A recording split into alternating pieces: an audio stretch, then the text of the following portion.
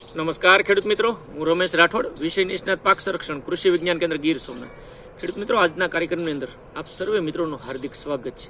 અને મિત્રો, આજે જે વાત કરવી છે એ ખૂબ અગત્યની, ખૂબ મહત્વની વાત. ઉનાળુ અગત્યનો જે તેલીબિયા વર્ગનો પાક કહેવાય એટલે તલનો પાક. આમ તો તલનું નામ પડે એટલે તલનું જે તેલ છે એ ખાસ કરીને ઔષધીય દ્રષ્ટિએ અથવા તો સ્વાસ્થ્યની દ્રષ્ટિએ ખૂબ ઉત્તમ છે. અને એમાંય તલનો પાકનો ઉપયોગ તો આપણા શાસ્ત્રોક વિધિની અંદર પણ ખૂબ કરવામાં આવે. કાળા તલનો ઉપયોગ ખૂબ મહત્વનો થતો હોય. એટલે કાળા તલ અને સફેદ તલ, આ બે તલની ખાસ કરીને જુદી જુદી પ્રકારો છે. એની અંદર પણ ઘણી બધી જાતો છે. આપણી કૃષિ યુનિવર્સિટીઓ દ્વારા ભલામણ કરેલી ઘણી જાતો છે.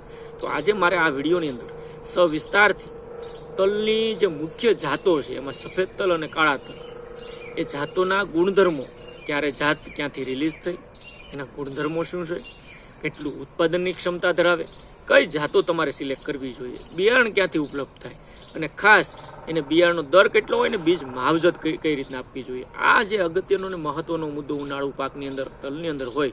કારણ કે ઘણા બધા મિત્રોના પ્રશ્નો આવવાના શરૂ થઈ ગયા છે. તલના પાકનું આયોજન કરવાનું શરૂ થઈ ગયું છે. હવે ધીમે ધીમે આપણે એને વાવેતરનો સમય પણ આવી જશે. તો આજે આ વિડીયોની અંદર સવિસ્તારથી તલની જાતોના ગુણધર્મોની મારે વાત કરવી છે. તો આપને ખાસ વિનંતી, વિડીયો પૂરેપૂરો જોજો, સમજવાની કોશિશ કરજો. ક્યાંય પણ પ્રશ્ન હોય તો સાથે મળીને સોલ્યુશન કાઢવાના પ્રયત્ન કરજો. વિડીયો શરૂ કરવી પહેલાં આપ સર્વને ખાસ વિનંતી, આપ આ ચેનલની અંદર નવા હો, હજી સુધી મારી આ ચેનલ સબસ્ક્રાઈબ ન કરી હોય તો ચેનલ સબસ્ક્રાઈબ કરી લો. ત્યારબાદ આ ઘંટડીનો બટન આવે એના ઉપર ક્લિક કરો એટલે ઓલ નોટિફિકેશન આવી જશે. તમામ પ્રકારના વિડીયો તમને સમયસર મળતા થશે. તમે જે પણ પાકનું વાવેતર કરતા હો, અહીં આશા રાખું કે એ પાકની માહિતી, ટેકનિકલ માહિતી, કોઈ એડવર્ટાઇઝમેન્ટ વગરની માહિતી, ફક્ત ને ફક્ત સંશોધન બેઝ માહિતી. કદાચ ખૂબ ઓછા લોકો આ માહિતી આપતા હશે, અને જે પણ આપતા હોય એની માહિતી તમારે ઉપયોગ કરવી જોઈએ, લેવી જોઈએ. હા, કોઈ ડબલા બતાવવાની કોશિશ કરે, કોઈ વેચવાની કોશિશ કરે, કોઈ કમિશન એજન્ટ કે દલાલ બનવાની કોશિશ કરે, એનાથી દૂર રહેજો. જો ખેતીને સુધારવી હોય, આગળના સમયમાં ખેતીને આધુનિકતા તરફ લઈ જવી હોય તો એટલી મારી ખાસ તમને અંગત સલાહ છે. અને યોગ્ય માહિતીનો ઉપયોગ કરીએ અને ખેતીમાં સારામાં સારું ઉત્પાદન, ગુણવત્તાવાળું ઉત્પાદન અને વધુ વળતરવાળું ઉત્પાદન લઈએ એવી આશા સાથે શરૂ કરીએ. તલની અંદર પહેલાં સફેદ તલની વાત કરી લો. સફેદ તલની ઘણી બધી જાતો જુદા જુદા સમયે રિલીઝ કરવામાં આવી. સૌથી જૂની જાત કે 30-31 વર્ષ જૂની જાત કે જે 1994ની અંદર રિલીઝ થઈ એ ગુજરાત તલ 2 નંબરની જાત હતી. ખૂબ હાઈલી ઘણા બધા મોટા વિસ્તારની અંદર વાવેતર થયું. ત્યારબાદ ડાયરેક્ટ 2006ની અંદર એક રિલીઝ થયેલી જાત જેને ગુજરાત તલ 3 તરીકે ઓળખીએ, ને હજી પણ ઘણા બધા વિસ્તારોની અંદર આ જાત વવાય. એના પછી ગુજરાત જુનાગઢ તલ 5 નંબરની જાત રિલીઝ થઈ, અને ખાસ કરીને એ 2015ની અંદર આ જાત રિલીઝ થઈ. અને ત્યારબાદ 2017ની અંદર ફરી એક જાત ગુજરાત તલ 6 નંબરની જાત રિલીઝ થઈ, કે કહી શકાય કે આ એક નવી જાત આપણા માટે કહેવાય. અને કાળા તલ માટે ગુજરાત કાળા તલ 10 નંબરની જાત, એક જ વેરાયટી આપણે કાળા તલની આપી છે કૃષિ યુનિવર્સિટીઓએ. અને ત્યારબાદ ઘણા બધા પ્રાઇવેટ કંપનીઓના પણ બિયારણો, કંપનીઓની પણ પોતાની વેરાયટી હોય, અને સારી ગુણવત્તાવાળું પ્રમાણિત બીજ મિત્રો વાવવાનો પ્રયત્ન કરવો જોઈએ. તો આ જે કાળા તલ અને સફેદ તલની જાતો હતી. હવે જાતોના ગુણધર્મો ખૂબ મહત્વના છે. મેં કીધું પહેલી જાત જે ગુજરાત તલ 2 નંબરની જાત રિલીઝ થઈ, 1994માં રિલીઝ થઈ. ઉત્પાદન ક્ષમતા ખૂબ ઓછી હતી, કારણ કે શરૂઆત હતી જ્યારે 790 કિલો પ્રતિ હેક્ટર. હવે હું અહીંયા હેક્ટરમાં વાત કરીશ, તમને ચોખવટ કરી દઉં. 1 હેક્ટર એટલે 100 ગુઠા. ઘણાને 16 ગુઠાનો વીઘો હોય, 23નો હોય કે 24નો હોય, તમારે એ રીતના કન્વર્ટ કરવાના છે. ખાલી તમારે સમજવા માટે છે.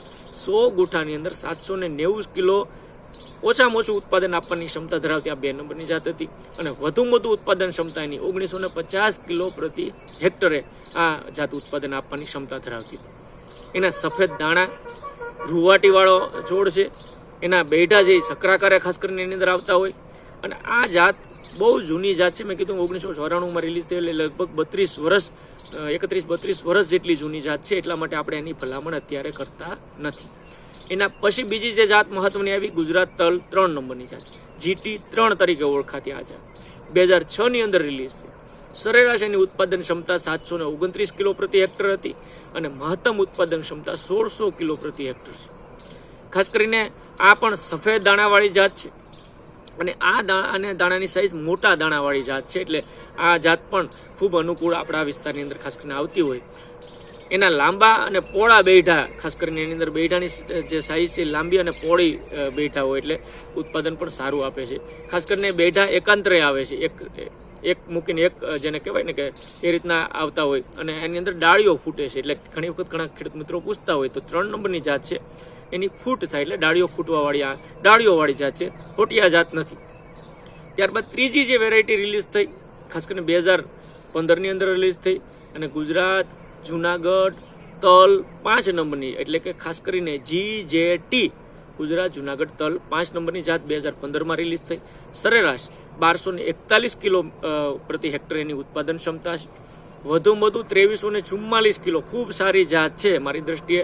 GJT 5 નંબરની જાત ખાસ કરીને મિત્રો વાવવી જોઈએ. આ તલની 5 નંબરની જાતનું ઉત્પાદન ક્ષમતા 2344 કિલો પ્રતિ હેક્ટર છે. સફેદ અને મોટા દાણાવાળી જાત છે. બેઠા ખાસ કરીને સામસામા એની અંદર બેઠા બે સાઈડમાં સામસામા બેઠા બેસતા હોય.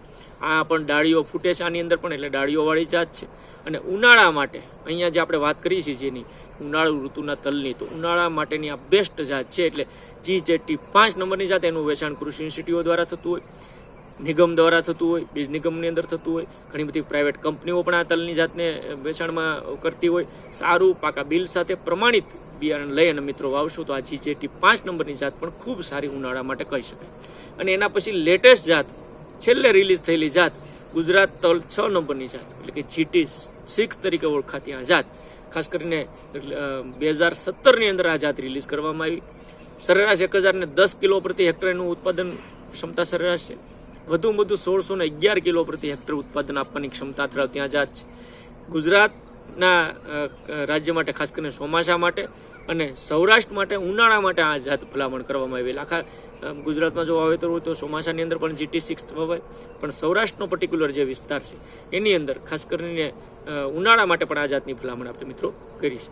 મિત્રો ખાસ કરીને આ GT6 જાતની ભલામણ સૌરાષ્ટ્ર માટે ઉનાળા માટે પણ કરી છે. આના જે બેઠા છે એ સક્રાકારે ખાસ કરીને જોવા મળે છે. એટલે આ GT6 ઉત્પાદનની અંદર ક્ષમતાએ ખાસ કરીને GJT 5 કરતાં ઓછી છે, પણ હું ભલામણ કરીશ કે GJT 5 નંબરની જાત સારી રીતે આપણે જો ઉત્પાદન લેવું હોય તો વાવી અને ખૂબ સારું ઉત્પાદન પણ મિત્રો લઈ શકે. તો આ વાત હતી સફેદ તલની. સફેદ તલની 4 વેરાયટી, એમાં 2 નંબરની વેરાયટીને બાદ કરતાં 3 જે વેરાયટીઓ છે એ વેરાયટીઓ 3 નંબર, 5 નંબર અને 6 નંબર તરીકે ખેડૂત મિત્રો આપણે ઓળખતા હોય. એનું વાવેતર અને ઉત્પાદનની દ્રષ્ટિએ ખૂબ સારી છે, તો એનું વાવેતર અને ઉત્પાદન પણ મિત્રો આપણે સારું લઈ શકીએ. હવે મિત્રો સફેદ તલની વાત અહીંયા પૂરી થઈ. સફેદ તલની મેં તમને વેરાયટીઓની વાત કરી. ખાસ કરીને કાળા તલની જાત ચોખવટ કરી દઉં કે કાળા તલની અંદર જે 10 નંબરની જાત છે આપણે રિલીઝ કરવામાં આવી. આમ કરીને અર્ધ શિયાળુ વાવેતર તરીકે આ જાત ઘણા બધા મિત્રો વાવતા હોય છે અને ખૂબ સારું ઉત્પાદન પણ મળતું હોય છે. અને કાળા તલની જનરલી ડિમાન્ડ અને ભાવ માર્કેટની અંદર પણ ખૂબ બજાર ભાવ સારા પણ મળતા હોય. એનો ઉપયોગ પણ ઘણી જગ્યાએ ખૂબ થતો હોય. એના તેલનો ઉપયોગ પણ ખૂબ થાય, હાની બનાવવામાં ઉપયોગ પણ થાય. શિયાળા માટે આરોગ્યપ્રદ પણ આ વસ્તુઓ છે. એટલે જે દ્રષ્ટિએ આપણે થિંકિંગ કરતા હોય કે સફેદ કે કાળા તલ, તો કાળા તલનું પણ મિત્રો આયોજન તમે કરી શકો, તમારા ઉપર ડિપેન્ડ છે. પણ ખાસ મારી વિનંતી છે કે કાળા તલની અંદર આ 10 નંબરની જાત જે આપણી કૃષિ યુનિવર્સિટીઓ દ્વારા ભલામણ કરેલી જાત છે. બીજી પણ ચોખવટ કરી દઉં કે પ્રાઇવેટ કંપનીઓમાં પણ ખૂબ સારી જાતો સફેદ અને કાળા તલની મળતી હોય. એની અંદર પણ હોટિયા તલ અથવા તો ડાળિયું ફૂટે એવા તલ પણ મળતા હોય. તો એની પણ તમારા વિસ્તારની અનુકૂળતા પ્રમાણે સારી બ્રાન્ડ, સારી કંપનીઓના પાકા બિલ સાથેના બિયારણો તમે ખરીદીને પણ મિત્રો વાવી શકો. પરંતુ બીજ નિગમ, કૃષિ યુનિવર્સિટીઓ, આપણા સંશોધન કેન્દ્રોમાંથી અવેલેબલ હોય તો આ મેં જે જાતો વાત કરી એનું પણ બિયારણ મિત્રો આપ લઈ અને એનો ઉપયોગ પણ કરી શકો. હવે ખાસ કરીને તલની આ 10 નંબરની જે જાત છે એ 2002માં રિલીઝ થઈ. સરેરાશ 807 કિલો પ્રતિ હેક્ટર ઉત્પાદન ક્ષમતા ધરાવતી જાત છે. વધુમાં વધુ 2000 કિલો પ્રતિ હેક્ટર એટલે કે 100 ગુઠાની અંદર 2000 કિલો ઉત્પાદન મળે. મોડી પાકતી જાત છે અને ખાસ કરીને ડાળીવાળા તલ છે. હવે આ સમય વધારે લેતી હોય જનરલી, તો એના માટે તમારે ખાસ એ કાળજી પણ રાખવી પડે કે જો વાવેતરનો સમય છે એ થોડોક અગાઉ વાવેતર કરવું પડે એનાથી, કારણ કે લાંબા સમયે પાકતી હોય એટલે ચોમાસાની અસર એના ઉપર ન થાય. તો કાળા તલ માટે આ 10 નંબરની જાતની મેં જે વાત કરી એ અને ખાસ કરીને ડાળીવાળા તલ છે તો એ પણ મિત્રો આપ વાવેતર કરી શકો. હવે અહીંયા બીજો એક પ્રશ્ન પણ આપણને થાય કે બીજ દર એટલે બિયારણ કેટલું વાવવું. તો મિત્રો વીઘા દીઠ અને પહેલાં હેક્ટર દીઠ તમને કહી દઉં. એક હેક્ટરે જનરલી આપણી ભલામણ 100 ગુઠા માટે યુનિવર્સિટીઓએ જે ભલામણ કરી 3 થી 3.5 કિલો પ્રતિ હેક્ટરે બિયારણ તલનું પાકનું જોઈએ. 16 ગુઠાનો જો વીઘો હોય તો લગભગ 600 ગ્રામ જેવું મારી દ્રષ્ટિએ આપણે બિયારણ વાવવાનું હોય. હવે બિયારણ બહુ ઝીણું હોય તો રેતી સાથે મિક્સ કરી અને 16 ગુઠાના વીઘામાં 600 ગ્રામ લેખે આપણે બિયારણ મિત્રો વાવીએ તો પૂરતું અને ખાસ કરીને ઉપયોગ થઈ શકે. બીજું, જે પણ પાકનું તમે બિયારણ લ્યો છો એની અંદર ખાસ કરીને બીજ માવજત ખૂબ અગત્યનો ભાગ છે. તલના પાકની અંદર પણ ઘણા બધા પ્રશ્નો આવવાની શક્યતા રહેતી હોય ચોમાસામાં, અર્ધ શિયાળો અને ઉનાળા. તો એને બીજ માવજત આપીને જ વાવેતર કરવાનું રાખીએ. હા, બજારમાંથી કોઈ પ્રાઇવેટ કંપનીઓના બીજ માવજત આપેલા હોય તેના પેકેટની અંદર લખેલું હોય સીડ ટ્રીટમેન્ટ. આપણે ઘરઘરાવ માર્કેટમાંથી અથવા ક્યાંયથી પણ બિયારણ ખરીદીએ, જો એમાં બીજ માવજત ન આપેલી હોય તો એના માટે બીજ માવજત આપી દેવી. અને ખાસ કરીને એની માટે પણ ખૂબ સારી દવા કાર્બોક્સિન 37.5% પ્લસ થાયરમ 37.5%ના કોમ્બિનેશનવાળી ફૂગનાશક દવા 1 કિલો દીઠ 2.5 થી 3 ગ્રામ લેખે 10 થી 12 કલાક પહેલા કોરા દાણાની અંદર પટ આપીને એનું જો વાવેતર તલનું કરશું તો ખૂબ સારા પરિણામો અને ખૂબ સારું ઉત્પાદન પણ મિત્રો મળશે. તો આ જે વાત હતી એ તલના પાકની અંદર એની મુખ્ય જાતોના ગુણધર્મો, ઉત્પાદન ક્ષમતા અને તમારે એમાંથી કઈ જાતો સિલેક્ટ કરવી એની મેં સવિસ્તારથી વાત કરી. આની અંદર કાંઈ પણ પ્રશ્ન હોય તો કોમેન્ટ બોક્સની અંદર જણાવજો. રૂબરૂ અથવા ફોન દ્વારા પણ આપણે માહિતી આપલે કરવાનો પ્રયત્ન કરીશું. તો મિત્રો, આજના વિડીયોની અંદર એટલું જ. ફરી પાછા મળશું એક નવા વિષય સાથે, નવી માહિતી સાથે. ત્યાં સુધી મને રજા આપશો. આપ સર્વે મિત્રોનો પૂરેપૂરી માહિતી જોવા બદલ ખૂબ ખૂબ આભાર, ધન્યવાદ, થેન્ક યુ.